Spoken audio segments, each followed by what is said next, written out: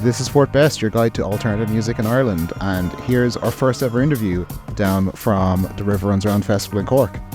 I'm part of the board of the River Runs Around Festival, but I've also sponsored this year with Fort Best, which gives us the opportunity to put on this amazing little event in Cork. Talking to Dylan Murphy, one of the most involved journalists in the Irish music scene in the last few years, about his experience, what he's up to next. He's just relaunched the Mapfield podcast, so definitely check that out once you check this. There's more to come from the festival. I actually have a really exciting live set that I'll be bringing out hopefully in the next few weeks. But yeah, stay tuned in, enjoy the show. Welcome everyone to Fort Best Talks. This is the first episode of an interview series I'll be conducting with figures around music in Ireland, musicians, industry people, journalists, etc. We're running this for the first time at River Runs Round in front of a live audience, which is more than I could ask for. It's definitely not just because I'm also involved in running River Runs Round to this happen at all. I'm joined today by Dylan Murphy, who is just incomparable in terms of, having done 5 years as head of culture at District Magazine, getting really deep into Irish music, and I guess was one of the people who was the first I saw doing an independent thing years ago with the Mapfield podcast, which you're bringing back now, right? It's actually happening. Yeah. Thanks for the introduction. So I started it about 6 years ago, and I've kind of come full circle and bring it back sort of in a new iteration. Mm-hmm. And so when it came to the idea of choosing to go independent again and restart the Mapfield podcast, I guess my first question is what do you see as your purpose? Who do you see as your audience, right? Is it something that you're doing for yourself and for the sake of story? Are you doing it to serve artists, the community, just the world? I guess it's like any answer to a question like that is kind of a mix of everything. To be honest, part of the reason that I left District is because it kind of was gravitating away from grassroots journalism, and I think that's kind of what I really care about. So when I first started, it was literally me and my housemate at uni just sharing playlists and stuff on Facebook. And then when I moved home, I was getting more into hip hop, and he was really a big part of that. And I found out Reggie Snow was from Ireland. I found out Hair Squid were from Ireland, and I was like, holy fuck, there's people in Ireland doing this. And it just kind of sparked this interest for me. So the why is kind of for me, discovering things that excite me. But then as I was doing it, I was just seeing the impact it was starting to have, and you build relationships with artists, and also I just really care about music a lot. Kind of a messy answer, but it's kind of a mix of all that. Yeah, see, I kind of agree with that, right? And I think of it the same way with Fort Best, and kind of be starting out doing this from my own side. I'm coming out from such a position of relative inexperience next to you. I mean, you saw us setting up a recording, an interview for the first time, and doing that with so many people in the room as well was a tough one. And I remember, I guess, because I remember Mapfield. I actually was very lucky to be on the podcast. I consider that to be such a big kind of important moment, because you are from just a room in your gaff, interviewing people who I really cared about. I felt weren't getting attention from the media outside a couple of sources, right? There was District, there was you, there was people who are really excited about the stuff on Twitter, but I felt there was a threshold that wasn't being crossed yet. And I guess I was excited to see you making a go of it, and then your star just rising so quickly. I mean, starting with District, getting real budgets, doing big productions. What was your highlight? What's the best project you've been involved in so far? Shit. I think it was one of the first things I did at District, to be honest. When I first joined, it was transitioning from a physical magazine into digital. So we were all kind of learning on the job. This is pre-TikTok. This is pre-everybody knowing how to create content, everybody creating video content. So it was very much okay, we're just going to work this out as we go along. But the sort of tail end of physical magazine culture was still there. So the first thing I got to do was interview JPEG Mafia for the first digital cover at District. So this was kind of the merging of both of those worlds. And I remember I was just so excited. Like you said, I literally was coming from interviewing random people in my mum's house, in a very DIY way, you're doing now. And I still think that a lot of what I'm going to do is going to be like that. But basically, I was so excited. I was waking up at 5 a.m, no shit, for a month, just to read as much as I possibly could about one of my favorite artists.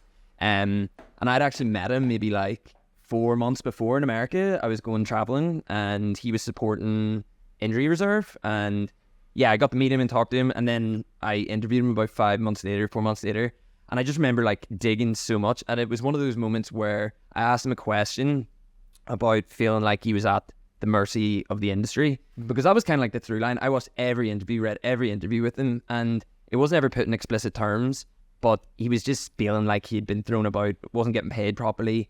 When he was on labels, he wasn't being respected, and it was kind of the response I got when he's like, no one's ever asked me that question.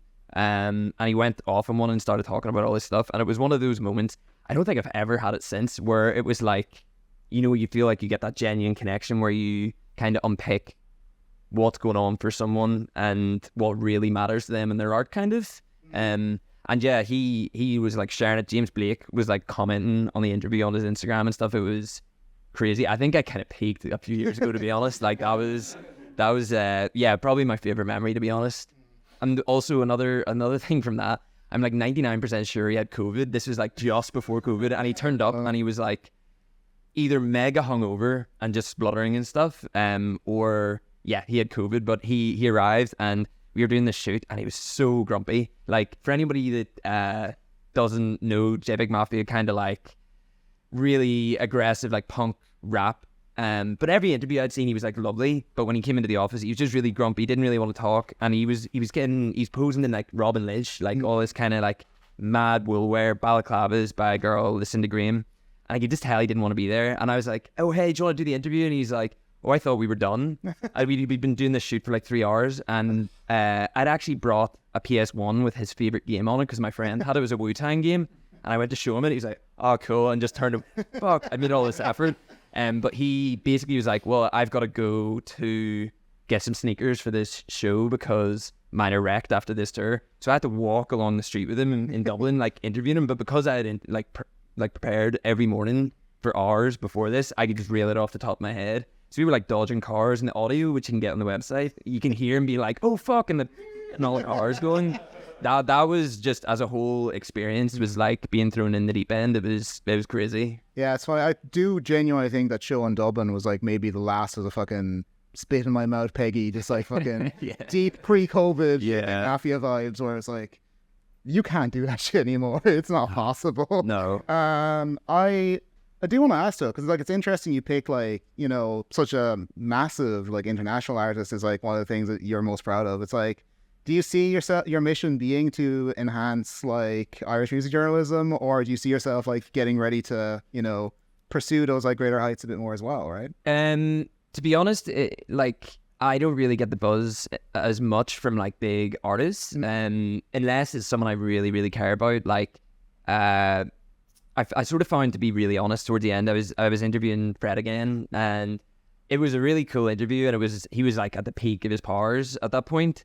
But I kind of came out of it at the end. I was like, I just don't really care about his story at all. Like, it's very it's just a very manufactured, like, major label artist that doesn't really interest me. And like, the things that do interest me is seeing interesting music that goes against the grain. And I'm being exposed to it so much in Ireland, and I do get a real excitement about giving that a platform. And I was even, I've recorded a few episodes of my podcast, and I was listening to Henry Ernest's album in the car on the way up here today, and I was just thinking, God, this album is incredible, like so good.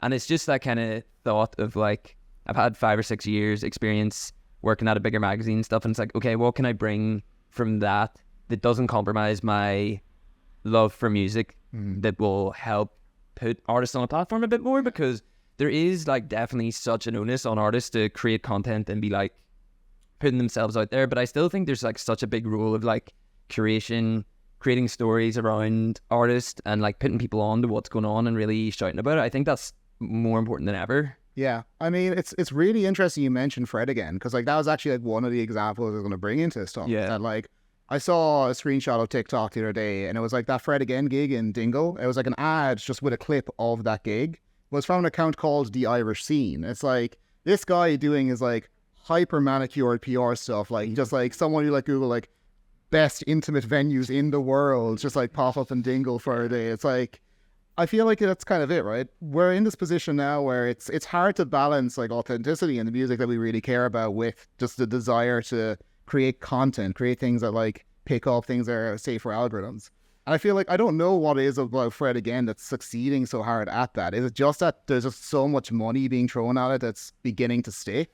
Or is it that there's like some innate quality to him that makes him friendly for that? Is it just that he's so inoffensive, his music kind of is just hyper tuned to like pick on specific emotions? I find that like jarring. I find that fucking scary. Yeah, I mean, I think like he's like any big pop star. It's like massive universal themes. Like he's able to distill those really well in a way that doesn't isolate people. And like I kind of feel like he is if you got like For Those I Love and just like diluted it down to like the least interesting part. Like don't get me wrong, like I think he has some good tunes and stuff, and his music clearly does connect with people. It's not for me, but yeah, I think that point you're talking about this kind of tension between like content culture and TikTokification of everything and like quality music, it kind of all gets muddled in together, and it's hard to discern like, do I like this, or is this just getting loads of push online? Do I like this, or is it just getting shoved in my face from the same algorithms all the time? Do you know what I mean? There's like a thing that I want to talk about. It kind of goes into two parts, which is like, I'm not going to name the band, right? But there's like an Irish band that, since Fred again became popular, just started doing the thing. Like just started like, threw out half the original members, like did like the spoken word thing on every single track. And it's like, I'm looking at this, it's like, it's so obvious what's happening here. But at the same time, it's like, I feel like Irish music journalism in general has this really like weird kind of disconnection from the critical voice. You know, it's hard to kind of go out there and rail against or pan something that, you know, even if it feels like this is like bad in a disingenuous way, it's like I kind of struggle to want to be negative about music here in Ireland, because so often you just know these guys, you'll see them in the smoking areas. It's like, how have you been kind of balancing that? Have you made a stance on that yourself, or? I've had tons of awkward encounters with people. Like I think when I was younger and I first started Mabfield, like part of it was I wanted it to be critical, and like Jack, who I started with, was someone who really got me into music, and I came in from the kind of perspective of just like loving a lot of different stuff. And when I met him, he fucking pissed me off so much. He would always be like, nah, that's crap, or no, that's shit, but he would give reasons or whatever, and it really made me rethink how I approached music and just look at it more critically and think like, what is it trying to say? Like, is it like, you know, is it trying to say something? Is it diluting down real ideas? Is it kind of just like stealing from what other people are doing and just doing it in a really like not enjoyable way, but whatever. But yeah, so I tried to be more critical with Mabfield at the start, and like my journalistic skills just weren't really tight enough, I don't think, to be able to do it, and probably got called out fairly on some things when I would have been picking apart different bits of music and stuff. But I think that's part of it, like, you know, and it is difficult. I think it's such a small place in Ireland as well.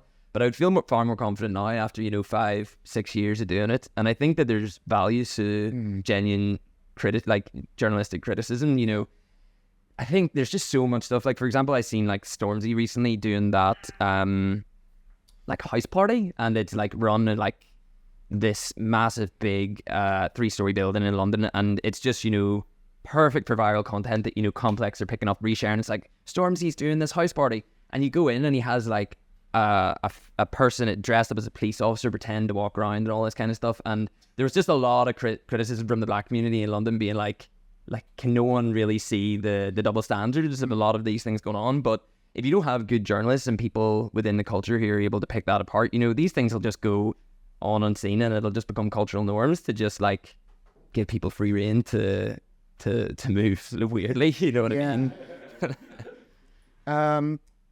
I mean, another thing that I kind of see in like a lot of your work is that like you often kind of focus on this kind of class of Irish artists that absolutely thrives online and internationally, but seems to like not get picked up locally. I mean, we're talking like Jordan Alatunji, you have very recently spoken about, but I've also kind of noticed you've said the same. You had that very interesting interview with Eden. I think that was a digital cover for a district, right? Yeah. And you had kind of, for a long time, for as long as I've known you, you've been talking about Bareface from Rockhampton. Yeah. So it's like, I guess I'd really like to know, you know, have you kind of began to crystallize like a general theory of like what is happening in Ireland that's stopping? Is it the media? Is it the audiences? Is it just that these people are making stuff that exists in a scene that's not here? You know, yeah, I mean, like, you used to have more of a monoculture, right? Where you have like MTV basically decided who was big. Like Nirvana dropped Smells Like Teen Spirit video, and instantly they're fucking huge because MTV just holds all the cultural cachet. Now everything is so divided into so many different spots. Like,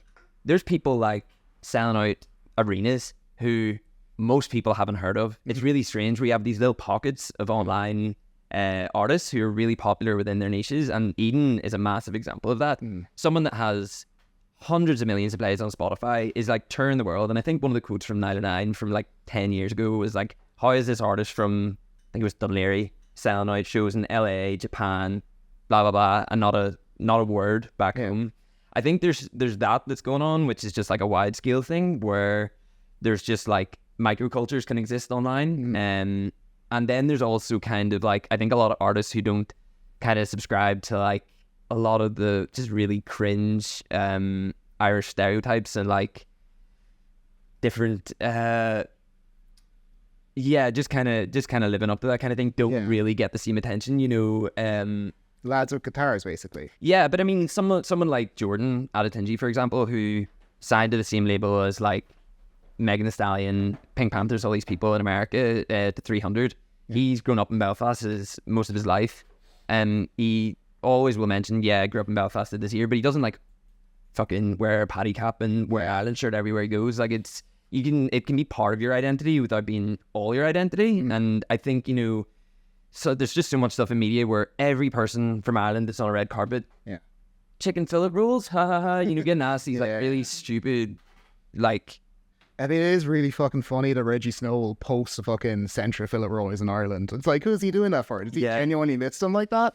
I hope he does. I think that's just But it's a strange question, or it's a strange phenomenon, like something I really just don't get. Like, even for that Jordan Adetunji gig, like, it was Jordan was playing like a BBC introducing gig as the headliner, and it's literally the thing in the bio was to introduce these acts to people, and then they put Snow Patrol as a secret headliner the day before, so everybody that turned up was a Snow Patrol fan. And I think there's just this whole thing in Ireland, like, it's just pointless. Like, you know, it's a BBC introducing gig, and it runs away from itself with that. But there's a real thing about not allowing people, well, not allowing people, but I think that people don't get as much credit if they don't hold that as close to their musical identity.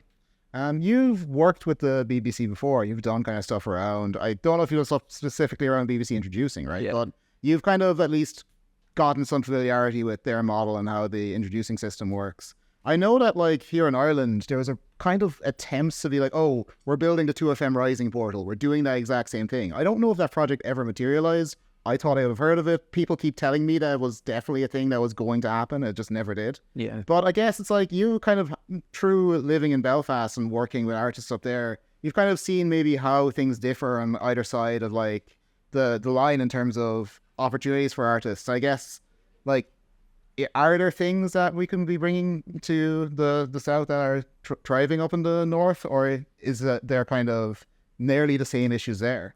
A lot of the same issues. The one thing I would say though is like having the BBC, like BBC One Extra, and there's been some criticism of it recently because they're playing a lot of American music, but they have been so important for so many black artists in the UK and the north of Ireland, where they'll get playtime, and so many artists owe a lot of success in their career to just getting the spotlight on radio. And I think something like that's really important. But to be honest, like, we are kind of in a stage where until you're at a certain point in your career where you need to pass through a threshold, I don't really think that like traditional media helps that much. Like, it might make you familiar with audiences, but they're going to be passive listeners, and it's kind of a complicated line that I'm trying to work out, like what really matters nowadays. And I don't really think getting played on BBC introducing, apart from maybe the pay packet you'll get from the royalties, matters as much as it used to even 5 years ago. So, I mean, I guess there's like a couple of things come out of that, right? One would be, is it even possible to be a musician without doing the content game, without yourself or someone around you just like making TikTok as much as possible, gaming the algorithm, just absolute flood? And like, if that's the case, how many artists are we going to just burn out before they ever take off, you know? I think the ones that are able to survive without making content are like the exception to the rules. So someone I've got on the podcast on the new iteration is an artist called Sign Crushes Motorist. Have you heard of it? Oh, yeah. So for people who don't know him, he's a kid from Donegal, and he's 19, and he has 14 different aliases, and he's releasing music under all of them. And I think like the listenership ranges between 400,000 a month to 6 million a month, you know. So he's making bank doing it. He has no manager, no label. He doesn't even have TikTok, but he's huge on TikTok. Like, his music is constantly trending. I think he's kind of the exception to the rule. And I think being visible online is a necessity for most artists. And in terms of burnout, like, that's a $1 million question. I don't really know how anyone gets through that, because even for what I'm doing, like, it's different, but you have to be visible online. You have to be posting. And even, you know, there's pressure if you're not doing it every so often, and you start looking at the numbers and stuff, you're like, oh fuck, and you feel like you have to do it again. But you shouldn't really feel like you're having to create because you're being chased by something or you're chasing something, you know what I mean? 100%. Like, I think that when I started Fort Best, that was like one of the things I wanted to do was like, where there's artists who are making stuff that's not going to necessarily thrive in the algorithm, you kind of have to bring an audience to them. And I think that while traditional media used to be good at that, as you say, we're no longer in a monoculture. So it's like, I'm trying to build an audience of people who will subscribe to a newsletter about Irish music, and now they'll be like, have you heard about this absolutely freakish trad jazz project from Connemara? Yeah. Like, I went on the website, I did this article. It's literally just called Trofodine, best band in the country. And I made my case. I was like, I love these guys so much, and I don't know how we're ever going to be in a world where they're like going to like just randomly pop off on TikTok. And I know that like they're not trying to become the biggest artist in the world, but they deserve festival crowds. They deserve the word of mouth. And it's like, I want to try and essentially offer that kind of a boost to artists. I feel like, you know, I've grown up around so much in Cork. I know the scene so well here. I'm beginning to feel really integrated in Dublin as well. I just want to kind of communicate like just lessons from deep within it. I'm concerned that what I'm going to do is only ever talk to other people who care about the exact same bands I do. But I've kind of been enjoying the work so far. And I think one of the big things on that is like festivals, events, doing things like this, programming, having people kind of stumble into things by chance. Have you like thought about how you're going to do events and kind of being in the real world with Mayfield going forward? Yeah, absolutely. And I think what you're talking about, like smaller festivals and stuff, are becoming more important than ever. I don't know about anybody else, but I feel like such a fatigue of like bigger festivals all run by like MCD and stuff that all just mirror each other. And like you can almost see the Live Nation like map across the UK and Europe, where Barry can't swim. I like his music, but he's playing every fucking festival this summer. You know what I mean? Like, it's the agents have so much power nowadays that a lot of these festivals are just being imprinted and being copied and pasted. Like, that's what happened in America with Live Nation at the start. So it doesn't feel like there's actually a lot of choice when you go to these things. Like, it feels like the same acts are playing everywhere. And there was a festival a few weeks ago in Dundalk called If You Know, You Know, and it was run by a lot of people in Belfast. And there's no real headliners. And it was a lot of artists, the kind of artists you're talking about that deserve these crowds. So there's no headliners, and there's only a few stages. So people would get big crowd. Every act would get a big crowd, and it was more about the sense of community and just being there. And it was a bit more, you know, a bit more wild maybe than a bigger festival. But I think those things are so much more important. And building community's become a bit of a buzzword online. I think it's kind of been like co-opted by blockchain. Yeah, and just like anybody trying to do anything online, it's just kind of like, we need to build a community. We need to build a community. And it's like, I don't know if people are saying I need to build a community, or it's I need to have something to put all my followers under. Do you know what I mean? It kind of feels inauthentic a lot of the time. Because like, I mean, that's it. When I made the Fort Best Discord, like I was kind of thinking, you know, it'd be nice to tap into like what my audience is thinking, like discover music through those kind of connections. But mostly I was just thinking, these people get a notification when I post something, even from my email newsletter. Yeah. Like, it's kind of... There's nothing wrong with that. Like, I think, you know, it's important and it's about, you know, bringing your audience together. But I just have become kind of cynical about its use online with certain things. But when it comes to events, like, I kind of just want to do some stuff. Like, we're going to host like a launch party in a few weeks, and I don't even know if we're going to post about it online or anything. We're just going to do it and invite people, and that's going to kind of be it. It's going to be like a load of friends come together that like music. We're going to have some people DJ, and I kind of want to bring some stuff offline a little bit, and so that by its very nature, it's not being designed to be like me and Rory were saying there, like you go to some events and there's more videographers than people, and it feels like it's all designed for social media. And I think that's kind of dangerous for actually building genuine communities and Yeah, when it comes to events, like I'd love to do some live gigs, but it's fucking hard putting them on, trying to get people in the door. Do you see the work that you're doing as building a community or serving a community? Um, Good question. I kind of like a lot of it, to be honest, is I think there's not a lot of people kind of or publications in Ireland like being like, this is what I like, I'm sharing it with people. It's more just reporting on everything, and I want to do it for me in that sense because I just want to share my taste. So that's kind of just like a selfish thing, but I think that's also a good thing because you're 100%. you're doing it for artists. What was the question again? Sorry. It's like, do you see like the work you do? Like, are you trying to build a community, or do you just kind of want to fit into the community that exists? I guess, yeah, building a community does become part of it because at the end of the day, like, it's very isolating to just do something on your own. And I've kind of been, like, my friend would run a magazine in Belfast called Yo Magazine, and, like, we would just help each other for free in a way that, because we're mates, obviously, like, that's, but it feels like to try and do creative stuff nowadays, you have to have a lot of money, and people don't. And I think, like, sort of bridging those things and helping each other out, like, is important. Yeah, for sure. Like, well, as you say, doing this kind of stuff takes a lot of money. Like, I'm bootstrapping for like best myself, like with the kind of money I've gotten from the day job. But there's still like a lot of stuff where it's like I've looked into like the cost of like renting a podcast studio and like getting people in and all that. It's like it's fucking adding up. Like to even like take the smaller steps and do stuff which is like it's going to take a small audience. Everything is just expensive now. But I'm excited about what I'm doing. Excited about what you're doing. And I guess, like, one of the things I've really come to notice is in Ireland, there is, like, such a huge crossover between, like, all the festival organizers are doing these smaller things, all of the people are, like, starting out, like, doing music journalism, like yourself, myself, Owen Murray, like, people are really willing to help each other out, and that's awesome. Like, I feel like I've got this thing with Fort Best, which is so many people who I consider to be like the most talented music writers in the country are coming up to me saying, I'd love to do something for the site. I have to be like, oh, I don't know if that's what I want to do. I originally wanted to be the same as, like you said, like personal taste, kind of like not dictated by just, I didn't want to become a news website and this with things I don't care about.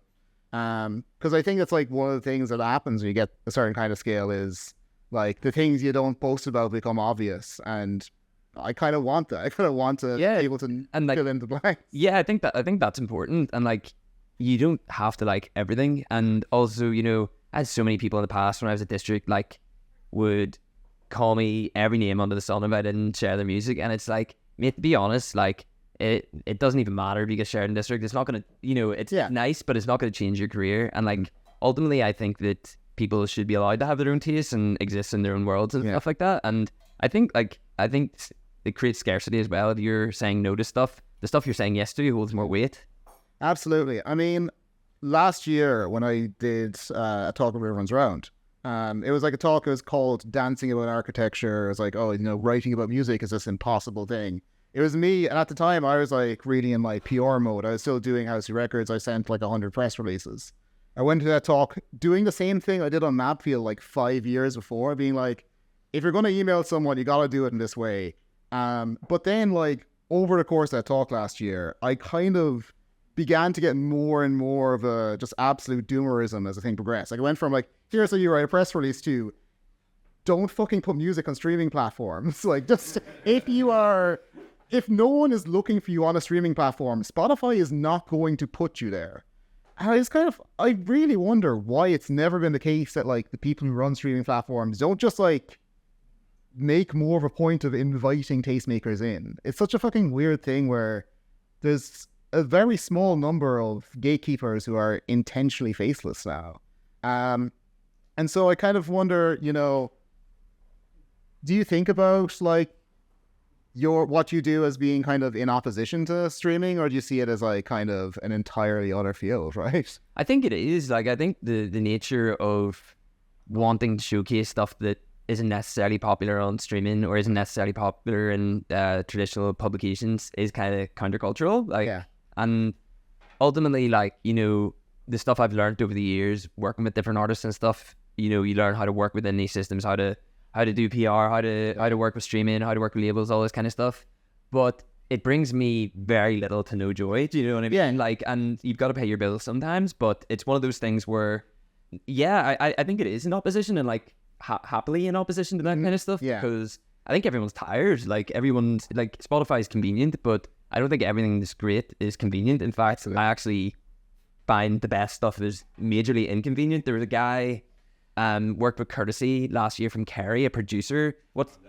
Tom Daly, and he dropped a tape with like over 100 songs on it, and I just like left it on my speakers one day in the house and just went about my job, like just working, waiting for the Courtesy song to come on because it wasn't even labeled. Like, and I was just like, that's class, though. I see this is I've like literally, I think maybe 2 days ago, I went on the Four Best Discord. I just posted, can someone tell me where to start with Tom Daly? And I feel like that's the wrong question to ask. It's like you start by just hitting play on the SoundCloud. And Yeah. everything. But those are the kind of artists and stories that I felt like blogs back in the day like really cherished and supported, and have just gone completely missing because, like you mentioned, like it doesn't really work for the algorithm unless you can be like, this Irish artist had a chicken fillet roll and dropped 100 songs, and then, you know, it's like there's ways you can share this kind of stuff that makes it good for engagement, but doesn't necessarily lend itself to people actually reading the shit. Yeah, it's like, because like there are things that resemble blogs in like the Irish media sphere, like, and it's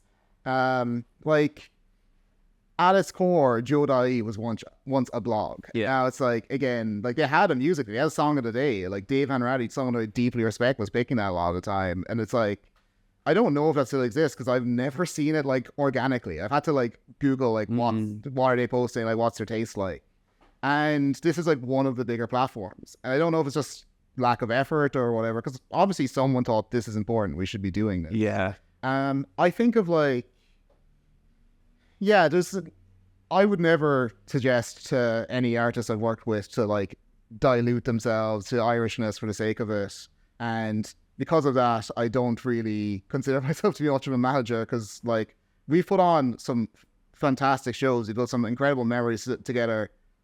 I'm not really someone who gets to say like, oh, I've allowed someone to be a full-time musician. That's like my goal. I want to, either through my journalism or through like my work with artists directly, the goal is you should just get to do this. In another life, you would get to do this, and that's deeply concerning to me. And I don't think like anything that I do is going to be the answer by itself, but I hope to exist in a system that brings that back.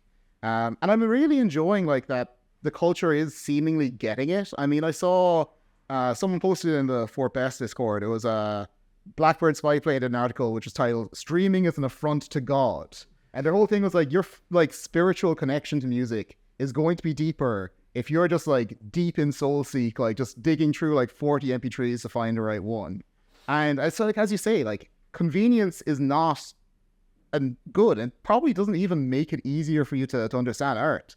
Like, and if you want any proof of it, just like ask anyone who likes Dean Blunt. Like, what's the deal with that? It's like, oh yeah, no, it's on a Bandcamp under like a name that he used maybe like twice back in 2015. But like, yeah, no, it's really good. You should check it out. And then you go and look it up. It's been like deleted 9 days ago. It's like, so I get like those exact same vibes from the likes like Tom Daly or whatever. Or like, Where the Time Goes up in Dublin as well. Like, I love that when like they put out that album they had this year by Princess, they're like, oh, this is a super group. And like Pitchfork went and reviewed it and were like, who's in Princess? We don't know. It could be Mika Levy or something like that. And you go there, it's just like the same lads doing a bunch of projects in Dublin. It's just like, this is good. This is like, you gotta just mess with the aesthetics of all of this. You gotta make yourself a little bit inaccessible and just allow yourself to do it all for the sake of the music at the end of the day. And sometimes you break through, sometimes you don't. And the solution to that is not going to be true PR. It's not going to be true, like just like making the same song 100 times over and submitting them all to Spotify for artists or whatever. I had this whole thing with Spotify for artists because I think it was like so funny when they were like, oh, everyone who's ever gone a song on one of our playlists has had to fill out this form, and you can fill it out too. And then you go to like one of their events, Ireland Music Week. It's like, here's the email address you use to actually reach us. It's like, it's ridiculous. But yeah, I think to kind of loop back around, there is something exciting about deciphering music, right? There's something exciting about like building your own kind of web of contexts, and I kind of see what I do as like for the archive. I want someone who's like going down a rabbit hole in the future to find my writing about a particular like niche group and like be able to connect it. I think every single Fort Best article that's been like about one band has been about like, this is a nexus you can use to reach other like related similar artists in this way. I think that like that's kind of me almost like just doing the manual work of an algorithm.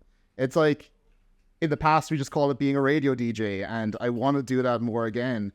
You kind of tried out live radio for a bit. Is that something you ever thought about returning to, is broadcast it in your future? I'm not really sure. Like, I'm kind of just working everything out. Like, to be honest, I'm kind of doing everything by myself at the moment. So I've got like relaunching the podcast this week. I've got 6 episodes recorded. Nice. I'm hoping to do some events. I think something I kind of want to DJ as well. I was doing a bit of DJing before. I think if I could, I would do a bit of radio stuff, but I don't really have time. But I think what you're talking about, like giving context and stuff, Yeah. like that's kind of the whole point, isn't it? It's like, Yeah. you know, you're handed music by an algorithm. It's devoid of any context of why it's interesting. Like for me, it's all about stories, and the artists I connect with the most deeply, it's been through interviews with them, or it's been through them talking about their experiences, and it's like, oh, this is why they're rapping about this. Oh, this is why the production sounds like this. And I think that's why being so forensic about these kind of things is important. Like the most niche stuff, you're talking about one band in Ireland, given the depth that you are, and then it means that there's a point of reference for these other artists, and then suddenly it becomes like a gateway for someone to understand music that they couldn't even stand at one point. Yeah, I think so, right? Because like a lot of what I listen to now is like a million miles away. Like I mentioned Trollfollion earlier. I can't play it in my gaff because my girlfriend's just like, can't fucking stand trad. Listened to too much trad growing up, and it's just like, it's been around. I was in Galway, it ruined me. I'm like, yeah, but this is really different. I think you'd like if you get a chance. Written on a bus from Connemara or something. Yeah, it's the album title is like On Car Do Car. It's like the bus that like runs from Galway City like all the way out along the like Connemara coast. It's like on Balharcosh Farga. It's a beautiful record. It really like stands for like the like beauty of the place. I was like, oh, like this is an album about where you're from. Because like my girlfriend like grew up around Connemara, and she was just like, I can't get into trad. It's like, please try. Like I'll explain why I like this. But that kind of stuff is important. Like there's so many things that once you're given like a reference for it, you just become so much more connected to what it is. Yeah.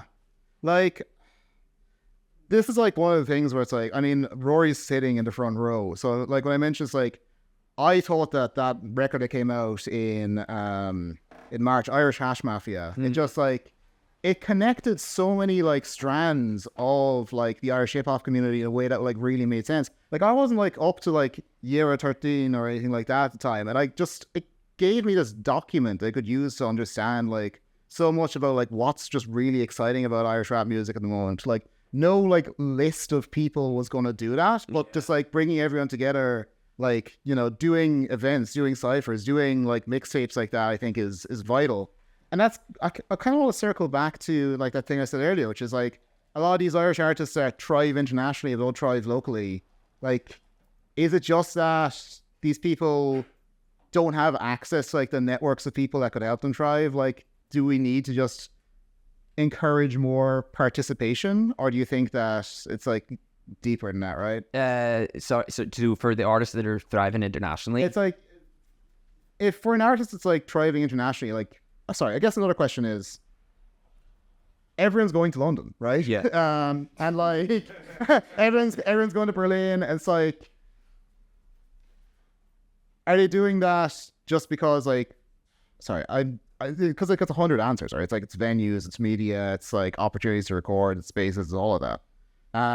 But like, what can we do to like try and like turn that tide, right? Like, what's the most important thing for you? Because like for me, it is like probably festivals, probably stuff like this. More shit like that record, more shit like these sort of small festivals. Like, you need reasons to want to be somewhere, you know what I mean? And like everybody has those memories of doing specific things, or like going to certain gigs. Like I even remember like going to see, I think it was like Hazy Haze and Strange Boy, like in Other Voices, like years ago. And that just like is still burned into my brain, you know, those kind of experiences. And even in Belfast, just like smaller gigs, seeing artists coming through, like I remember those so well, and those are the kind of things that make me want to stay. But also seeing the kind of music that's going against the grain that gets you excited, because I mean, ultimately, like there's kind of the kind of thing, if you're in Ireland, like it's easier to stick out as well, you know, like you can progress your career and be a big fish in a small pond in a way. And I think that that's kind of, people need to use that to their advantage in a way. And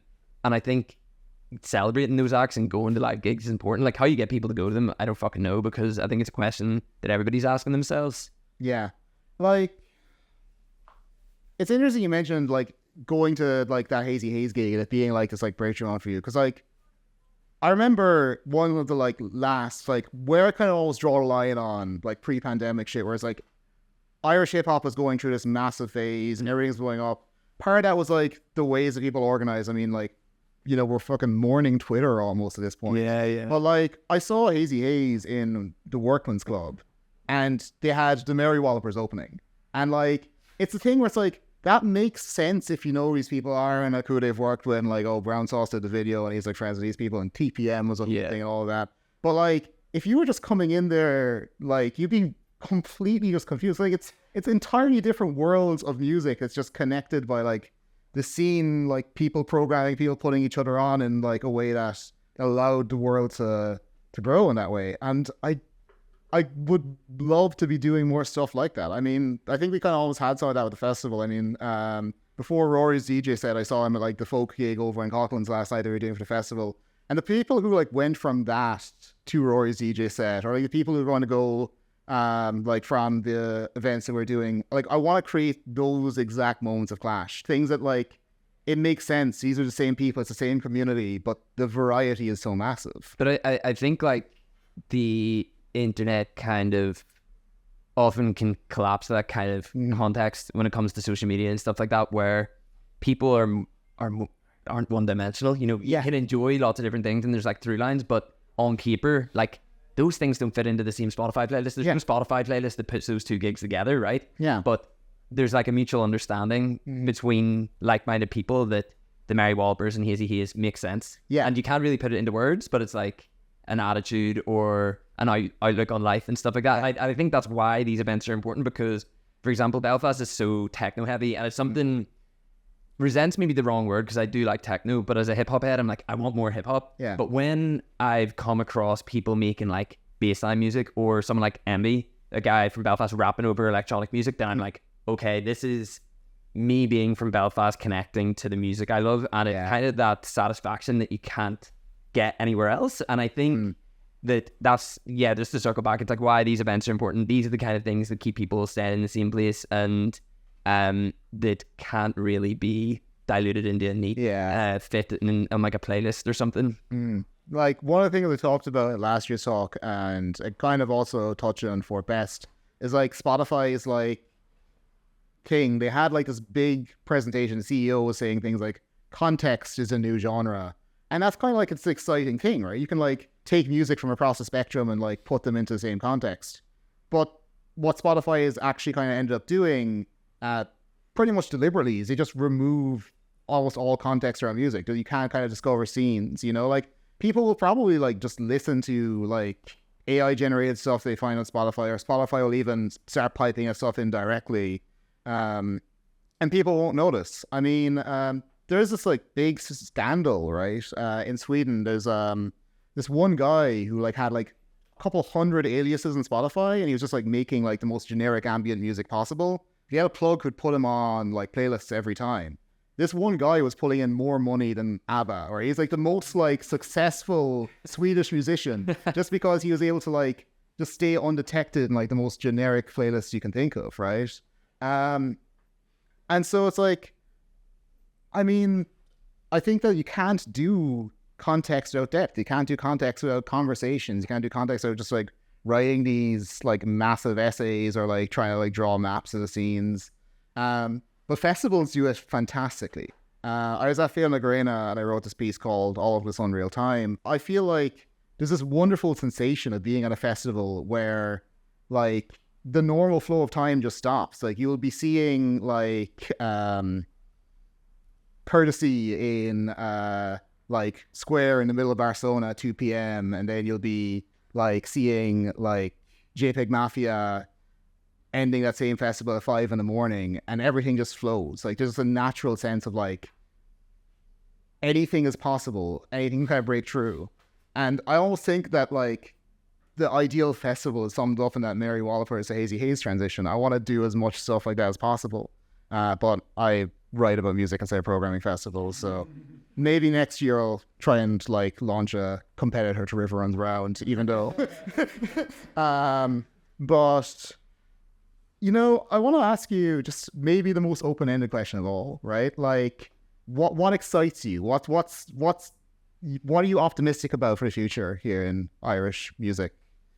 I think there's loads. Like, to be honest, is kind of, I think I got a wee bit disillusioned towards the end of working in District, and I don't think it's anything to do with the job itself. It's just kind of like the way my brain works is I need to kind of shift and change and do new things to get excited, and it kind of lit a fire at my ass to just be like digging for more music and stuff. And I think the thing that makes me excited is just that if you actually look, there's so much incredible stuff, and I think it's more exciting to me that most people don't know about a lot of the things. Like that's kind of the nerd of me enjoys that. The thing that makes me excited though is just like the quality of music, and when it comes down to it, like the kind of stuff that's going against the grain, because you know, for better or worse, like during the pandemic and afterwards, people have become so proficient at branding themselves online, you know, creating content and all this stuff, which is great. It's professionalizing yourself in your career, but it doesn't leave a lot of room for the kind of stuff we're talking about, the Tom Dellys of the world who are just dropping 100 songs and you have to try and find the songs in between.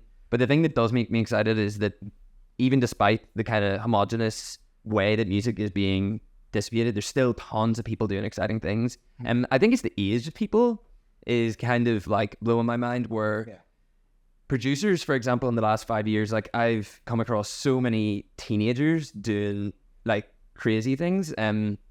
Like that guy sang Crush's Motorist that I was talking about has an album coming out with an artist called Casey from America, who wrote a lot of Donda for Kanye West, wrote a lot of stuff for Travis Scott, and I've listened to some of the tracks that have been sent them through, and yeah, they slap. And it's like a kid from Buncrana made most of the music in his bedroom. That's to me is exciting, and the fact that, for example, for most of these kind of trap albums coming out that Americans are making, they'll sound very the same, but whatever way Sang Crush's Motorist has learned to make his music in rural Buncrana means that he has a very definitive sound that almost sounds like his environment, and you can hear it in the music.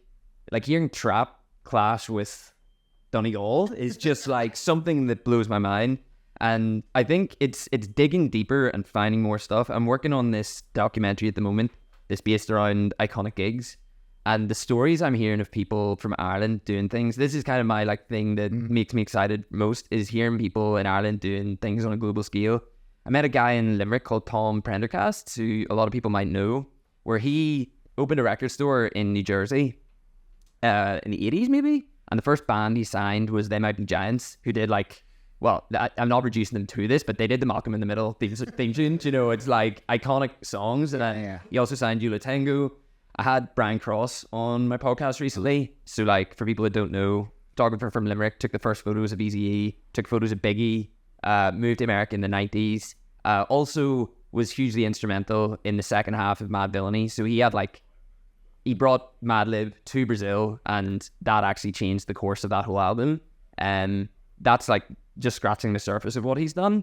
But things like that make me excited. Things like Jordan from Belfast, someone I grew up with, just blowing up, and I seen him with Eminem the other night. You know, it's just like crazy. Like, I think the thing that makes me excited is like the ability of people to be able to do it in spite of all the problems we talked about. And I think it's easy to sort of get like caught up in the negatives when it's kind of like I was saying about digging for stuff. When it's convenient, or it's not as satisfying. And I'm not saying that I want things to stay as they are, but there is something about like the spirit of people in Ireland that is really exciting. Do you have a dream project that's evading you? Do you have a book in you? Do you have like... Yeah, I really want to write a book about like sort of people that are hidden in plain sight in Ireland that are doing amazing things. Like I think that Eden article was called something about the artist in plain sight, hidden in plain sight. And like you've got these people like Brian Cross, Tom Prendergast. I read a story that, okay, I'm not really supposed to tell because the thing hasn't come out yet, but I'm working on a thing about Bob Marley's gig in Dalymount Park in the 80s. And I read this story about a footballer, Johnny Giles, who used to play for Leeds and Manchester United. And it said that basically he went on a night out in Belfast with George Best after losing a game. And Terry Hooley, the founder of Good Vibrations, the record label, he was playing Bob Marley. And this was 1972. And apparently John Giles just like fell in love with this music. Eventually met Bob Marley in 1977 when he was playing a game against Spurs in London and he was playing there. And supposedly, according to all the articles, he became friends with Bob Marley, played football with him, and Bob Marley's gig, he invited him to Dalymount. That story like fucking blew my mind, and it spread all over the internet. And I was like, right, I have to speak to him for this documentary. And I actually got his phone number. I posted about it on Instagram the other day. Someone gave me his phone number, and I phoned him, and he says, I've never met him, goodbye. I just put the phone down. And it's one of them where at best he just can't be bothered speaking about this anymore, and at worst it really didn't happen. But those kind of gems of stories, like that one might not be true, but those exist. And there's people, I want to write a book about kind of the weird connections people in Ireland have to pop culture that people don't know about. Yeah, when I was reading that recent Jay Dilla biography, and I was like seeing just like how involved Brian Cross was. When I was interviewing him, I was like, I just bought that book, and I was like, oh yeah, I've just started it. Have you read it? And he was like, yeah, I'm in the book. Fuck, it was so embarrassing. Yeah, no, I've done that to people on like the smallest scale. Like, where's that feeling in the brain? I was like ranting, so I was like, have you read this article about Court? I was like, I wrote that article. Yeah. Yeah, I mean, we're kind of coming up towards the end of the hour. I want to give people a chance to move on to the next gig, so we might wrap it up here, but by all means, the floor is yours. If you've got anything to plug, if you've got anything you want to talk about. Yeah, I mean, I'm relaunching my podcast next Sunday, I think, so it's called Mabfield. It's kind of hard to define what it was. It started as a rap podcast years ago. I went to work at District, didn't have time to do it anymore, but I'm relaunching it now, and it's just going to reflect the music I'm into. So the first 5 episodes actually don't have any rappers on it. I've got Sign Crusher Motorist and Brian Cross on it that I've mentioned. I've got a few others. But yeah, I kind of just want to highlight stuff that isn't maybe as covered in media in Ireland as much, and sort of give more time and opportunities and space to have context and deeper conversations about it, and kind of document the culture as it's happening. So if anybody wants to follow me on Instagram, it's at Mabfield. I think it's at Mabfield on Twitter. I don't really use Twitter. TikTok, I'm just using Deemurf with 4 E's. And yeah, that's kind of it. Yeah. I had so many questions about TikTok that I just skipped over. I want to learn how to do that. Fort Best doesn't have a TikTok yet. It will eventually. This has been Fort Best Talks. It's the future of Irish music journalism. I'm really excited to have Dylan down. It's been like we've been talking for years about like these projects, and it's really exciting that you're going out there, you're doing this independent again. I think, you know, the world needs stuff like that. My own website is fourth.best. It's a great domain name, and I have no idea how no one took it. It cost me nothing. I got it for free. I don't know how that happened either. Yeah, if you have any tips on Irish music, any things you want to see covered on the website, call them at fourth.best will get me. On the website, you can sign up to an email newsletter. I threw out a detailed essay on like essentially the map of the Irish scene, kind of diving into recent interesting projects and how they connect to the bigger picture of Irish independent music. I throw out now. On the website, it still says I'm going to do it weekly. I tend to do it once every month and a half, but it's pretty good. There's Fourth Best Discord, I've mentioned a couple of times. At some point, I will email the newsletter about it again. I cannot read out the URL. It's got like 20 letters and random numbers at the end of it. But thank you all so much for joining us here live as well. It's been just massive to have this opportunity to launch the interview series. Again, I'm hoping to do one of these every month and a half-ish. We'll see how it goes. I think that I'm pretty much set up to have the next one, so that'll be exciting. And yeah, I want to thank the River Runs Round Festival, including me, for having to put the show on.